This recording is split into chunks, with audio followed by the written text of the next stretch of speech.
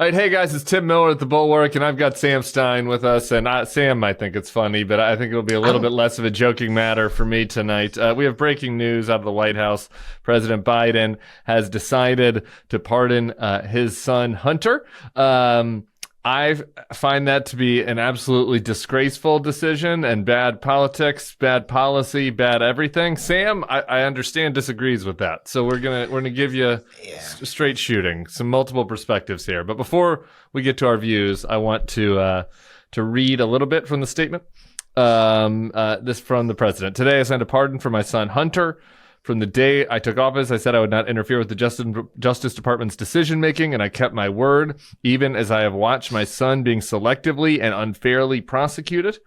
Without aggravating factors like use in a crime, multiple purchases, or buying a weapon as a straw purchaser, people are almost never brought to trial on felony charges solely for how they filled out a gun form. He goes on, I'm going to skip a little bit ahead. No reasonable person who looks at the facts of Hunter's case can reach any other conclusion than Hunter was singled out only because he is my son.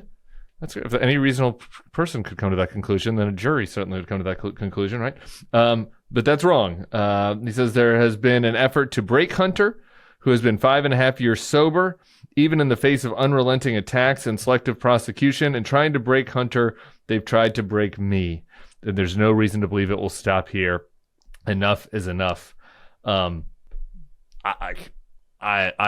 appalled by the last statement of that. But I guess, Sam, I guess let's get your initial reactions before people start throwing tomatoes at me, and then I'll explain my point of view. Well, I don't think people should throw tomatoes at you. Like, let's just be clear about that. I just don't deal in absolutes like this. I don't think, like, how disgraceful is it for you? Is it like the most disgraceful thing in the world that's ever happened in the past week? No, of course not. Okay. Kash Patel got head to the FBI. Wait. You were going. I had the floor. Okay, yeah. You asked me a question. Was it a rhetorical question? It was rhetorical. Oh, okay. Obviously, it wasn't the most disgraceful thing in the world that's happened. Right. I just think, look, on the merits, would I want Joe Biden to do this? No. I think obviously it would have been preferable if he had sat on his hands and just let the jury's findings take hold. But in terms of like the actual impact of this, basically the pardon power has been corrupted by every single president in our lifetime, at least. Right? I mean, that's just indisputable. I'm not saying it's a good thing. I'm just saying it's indisputable. And so selectively we're like, Joe Biden had to have upheld these things. Obama wasn't too bad on the pardons. Obama wasn't too bad. Clinton, I think there was a few controversial ones. I'll have to look at. Trump was bad. Clinton was bad. Obviously. I mean, look, Trump this weekend appointed Charles Kushner to his ambassadorship to France, who he had already pardoned. A man who he pardoned in the last week of office, happens to be the father of his son-in-law. Look, let's just say stipulated. I don't believe this pardon is anything near as bad as Donald Trump. Okay, stipulated, but we can move forward from that. Yes, moving forward from this. My point is simply that the idea that Joe Biden would not use the power that every other president has used in fairly unethical ways was probably an expectation too high. I mean, of course, I wanted him to act in a more reputable manner, but I didn't expect him to. And secondly, I think on the merits, and this is, I think, where I differ from you. On the merits, I do think if you talk to anyone who's involved in that case law, whether it's lying on the gun purchase, which he did, he lied and said he was not under the throes of addiction. He was when he purchased a gun. That's against the law. And on the back taxes payment, he did not pay taxes. He was addicted to drugs at the time. Not an excuse, just fact. And then subsequently paid back his taxes. If you talk to anyone involved in that area of law, they would say that the punishment that he received was vastly out of line with traditional punishments. And I do think if you were judging it simply on the merits of the punishment, you would say, yeah, like the sentence should be commuted. Now, I maybe that's what he should have done, is commute the sentence as opposed to a pardoning. But like, I'm not livid over this. I'm disappointed. I'm not livid over this. Okay, I'm livid. And I'll explain why. I don't think we actually disagree that much on the merits. of the case. I do think that it was exaggerated. I think that clearly, if this was someone else besides Hunter Biden, Yeah. If it's Hunter Smith, is he going to jail? They're not going to jail for this. I agree with that, but Hunter also has. So then, what's he supposed to do? Well, he can avail himself of excellent attorneys and make that argument in a court room. He did. Like, that's our system. I'm sorry. This is the other thing, is that like this No, particular crime. yeah. This particular crime is that it is true. It's exaggerated. Hunter also has committed a lot of crimes. A lot of them are he videotaped himself committing. And so again, he's not the most right. My point is that he was targeted, and this is not. I don't think this is wildly inaccurate or crazy to say. He was selectively targeted because he was the president's son. Okay. Yeah. Yeah, sure. Yeah. But again, I mean, I think that this is why we have a system. We have a system of justice he could go through, and like I don't think that this is great. And part of our judicial system is that it grants the president the right to pardon and commute. Maybe a great thing he could have done also to this is change these stupid laws about the gun. Like we have a lot of laws where a lot of people who are much less suited than Hunter to summon a successful legal defense are being sent to prison over gun forms. Sure. Black people. Ironically, the gun rights community has argued on Hunter's side of things, except in this case. Yeah. The gun rights community does not believe that people should be thrown or prosecuted because they lie on their forms because of drug addiction. And yet, I'd be fine with changing that law. And that's I don't know if I'm fine with changing that law. It is the law. It seems fine. Okay, so you want him to be you just want the president's sons to be pardoned for it. If other people go to jail, that's fine with Sam Stein. The law is great. It was the punishment that was overheated, I thought. So it's fine. Like we can continue to bicker about this, but I directionally agree with you. To me, like what is outrageous? The thing that I'm livid about is how Joe Biden what he has cared about this year and how he's conducted himself over the course of the year, putting his own concerns about his own reputation, putting concerns about his own family, and even at the lowest level, like his own feelings ahead of the threats to our democracy, over the country, over the party's interest, and over the public interest. He has done it time and again all year long. And we've had all of these kind of tiresome at post-mortem debates, like, should Kamala have gone on Joe Rogan? Right. Should the campaign have run an ads more about economy and then democracy? The biggest reason why we're here is that Joe Biden was extremely unpopular. And he was extremely stubborn about that, and he did not live up to what he had indicated to people that he was going to be a one-term president. Right. He did not pass the torch early enough. And then when he finally did, at a late date, his there's no other way to describe it besides like his ego got in the way of giving Kamala the freedom to distance herself from him. Like there was no, like they were the opposite. The Biden administration, I know this for a fact. People close to Joe Biden would call leading reporters and pundits and commentators and complain if they criticized Joe Biden, or if they pointed out that Kamala needed to distance from Biden. Like they pressured the Kamala campaign and the media to tie themselves to the anvil that was Joe Biden's political popularity in this country. So they did that. Like that is what he did this year. So, that's just a fact. And that is about his own ego. And then it was about his family. Right. This Hunter situation. Hunter was in the fucking West Wing this summer. Right? If you're talking about politicizing this case, Hunter was one of the people who was with Biden following the debate. Yes, when he's deciding what to do. Charting out the next step. Let me just say this guy, Hunter. Say what you want about Hunter. Hunter has made a lot of horrible choices in his life. He's not someone that's shown good judgment. He's in the Oval Office, making decisions with Joe Biden about what to do after that debate. His overall concern for Hunter. I know he's been through horrible things in his life. I'm sensitive to it, but I'm sorry. When you're the president of the United States, he had an obligation to put the country and the party's political interests ahead of his own, and he didn't time and again. And in this statement, I just want to read this line one more time. Sure. In trying to break Hunter, they've tried to break me, and there's no reason to believe it will stop here. What in the fuck is that? What is that? He's just signaling to them that it worked. Their whole the whole Trump where's Hunter trolling campaign, the whole effort to go after Hunter, Joe Biden is just signaling, guys, by the way, here's a big bullseye.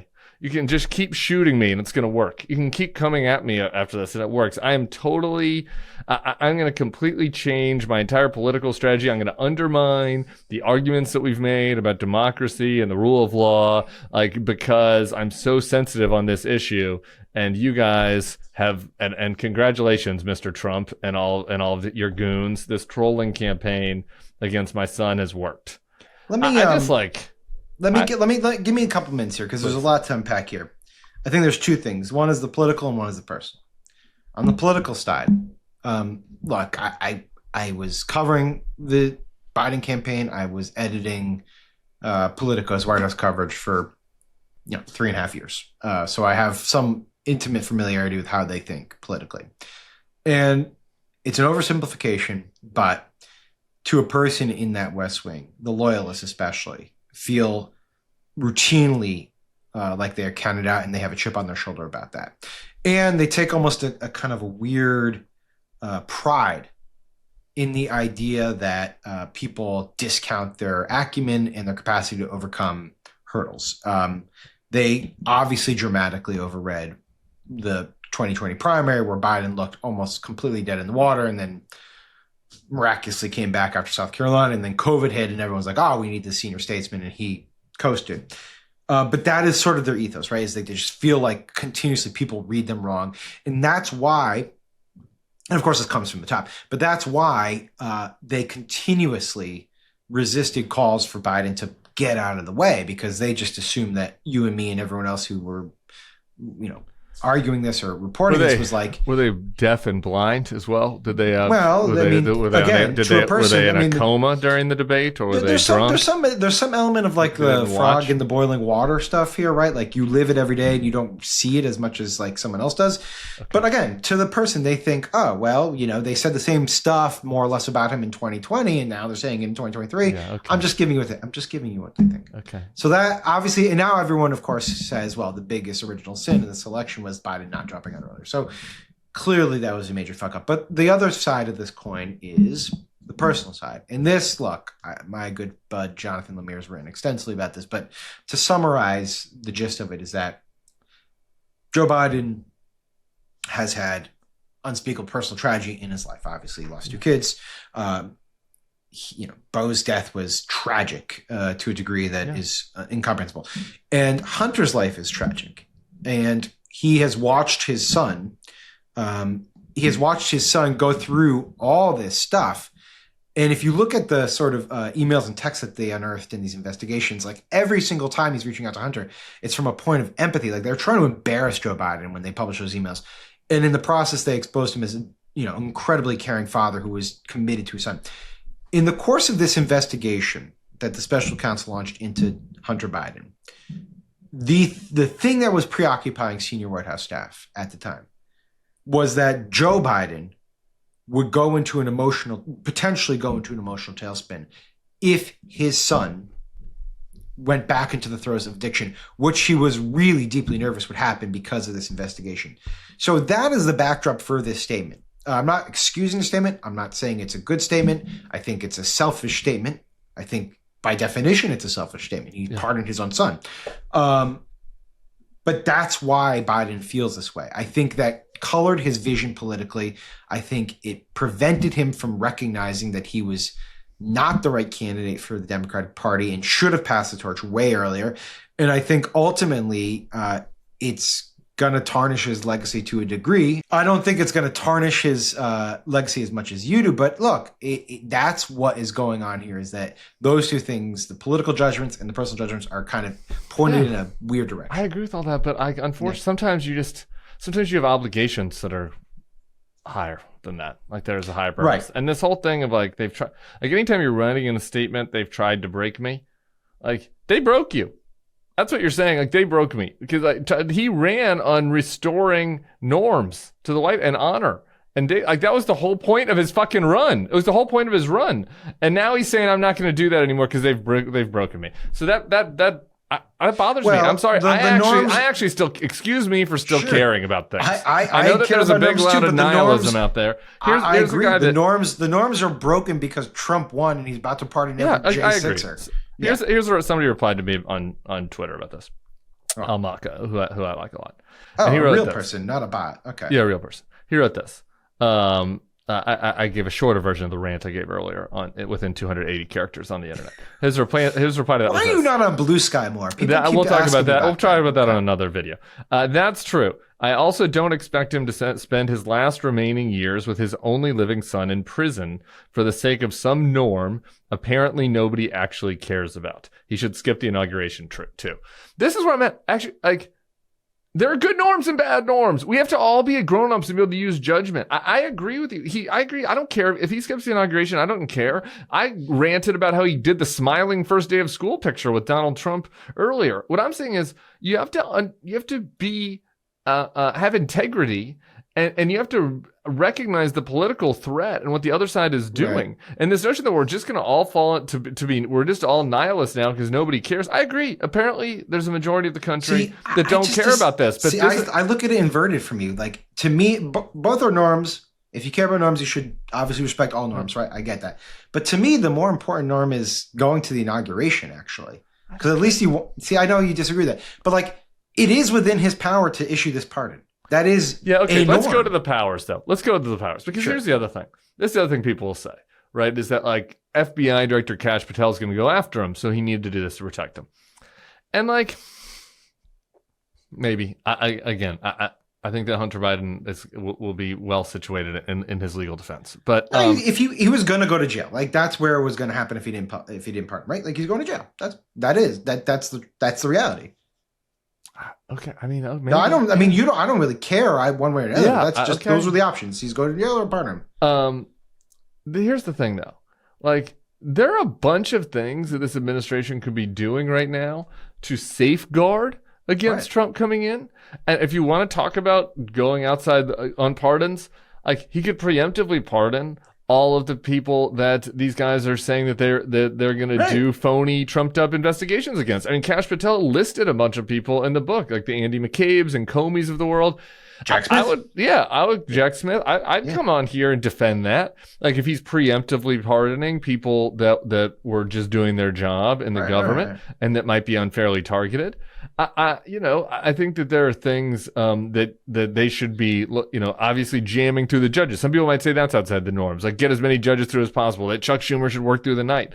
That sounds fine to me. And there are certain things that obviously the Republicans have the House, so there's limited in what you can do via Congress.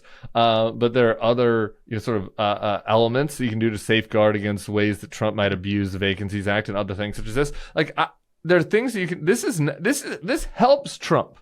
This doesn't do anything to safeguard against Trump. What does it help Trump do? This helps Trump because it gives Trump fully carte blanche. It's a fucking get out of jail free card. Oh, you're mad at me over Charlie Kushner? He pardoned Hunter. Oh, you don't think it's appropriate for Lara Trump to be the senator from Florida? He pardoned Hunter.